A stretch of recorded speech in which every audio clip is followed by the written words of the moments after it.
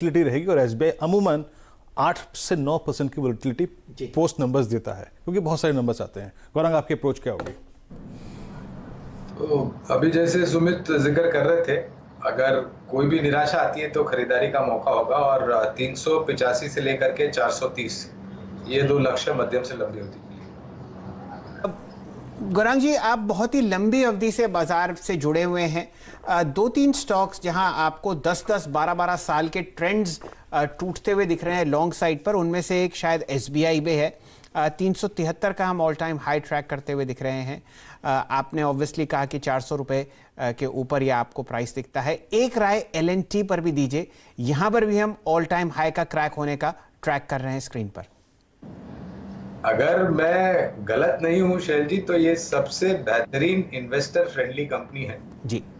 आपको निरंतर 3-4 वर्ष में एक पे एक या दो पे एक बोनस मिलता है।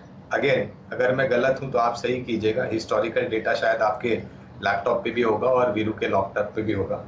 और जो चौतरफा फैला हुए कारोबार में एलएनटी है, अब जाहिर है पिछले 4-5 वर्षों में केपेक्स को लेकर के कुछ कठिनाइयां थी। सरकारी केपेक्स और निजी केपेक्स अगर आप देखें तो वो थोड़ा थमसा गया था, लेकिन जो बजट में नीतियां सामने आई है, मेरे ख्याल से उसको देखते हुए दो तरफा इस कंपनी को फायदा होगा। और दूसरी बात यह है कि इनका जो हाइड्रोकार्बन बिजनेस है, इस पर मुझे ज्यादा भरोसा है, क्योंकि भारत का जो इंपोर्ट बिल है क्रूड ऑयल को लेकर के, वो अगर कम करना है तो आपको जो कुदरती भंडार कच्चे तेल के और गैस के ऑनशोर, ऑफशोर और अल्ट्रा डीप सीज में है, इस कंपनी की जो कामकाज है हाइड्रोकार्बन में, उसका इस्तेमाल करना पड़ेगा। इसके साथ साथ डिफेंस से भी योगदान बहुत बेहतरीन तरीके से आएगा। 1650 और 1700 ये मध्यम अवधि के मैं लक्ष्य बता रहा हूँ। एलएनटी पे टेक्निकल स्वागत है आपका। बहुत ही बेहतरीन मूड और माहौल, बताइए किस तरीके से आप बाजार को देख रहे हैं और कहां आपका निशाना है? धन्यवाद शैल जी, आप सभी को सुप्रभात हमारे तरफ से। तो 15,000 का लक्ष्य बहुत जल्द आ गया, जो हमने सोच के रखा था कि शायद 2021 के दूसरे आधे हिस्से में देखने मिलेगा। लेकिन जिस तरीके से बजट आया और जिस तरीके से नतीजे आ रहे हैं, और शायद आज गवर्नर साहब भी कुछ ऐसी टिप्पणियां करते हैं, तो मेरे ख्याल से बाजार को एक थोड़ा बहुत सपोर्ट मिलेगा। लक्ष्य तो 15,000 का अब आ ही चुका है, तो मेरे ख्याल से अब जा करके थोड़ा और आत्मचिंतन करना पड़ेगा कि अब दूसरा पड़ाव क्या होगा। लेकिन जो बात अभी वीरेंद्र कर रहे थे कि शायद थोड़ा बहुत करेक्शन आ सकता है, 15,000 का स्तर क्योंकि अमूमन सभी लोगों के ध्यान में था, और हर एक ऊपर के पड़ाव तय करने के बाद थोड़ा बहुत बाजार कंसोलिडेट भी होता है, दायरे में घूमता हुआ मुनाफा वसूली आती है। और अगर वैसा देखने मिलता है शैल जी, तो हमारी राय होगी कि एचएफसी यानी कि हाउसिंग फाइनेंस कंपनी से एलआईसी हाउसिंग फाइनेंस खरीदारी का मौका होगा।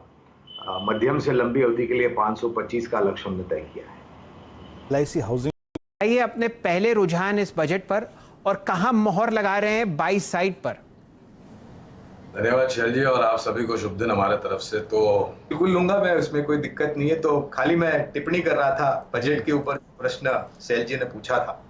तो अच्छी बात है कि सरकार खर्चा कर रही है और उसके खर्चे के लिए अलग अलग मुकाम पर कैसे पैसे इकट्ठा करना है, रेवेन्यू कैसे आना है। तो सीमेंट का जो मैं जिक्र कर रहा था और मेटल का जिक्र कर रहा था, दिग्गजों में भले ही अल्ट्राटेक आज चल चुका है, लेकिन अल्ट्राटेक और एसीसी अच्छा लगता है दिग्गजों में। मझौली कंपनियों में दालमिया भारत का जिक्र मैं कई बार कर चुका हूँ, प्रदीप, वो अच्छा लगता है, और रैमको सीमेंट अच्छा लगता है।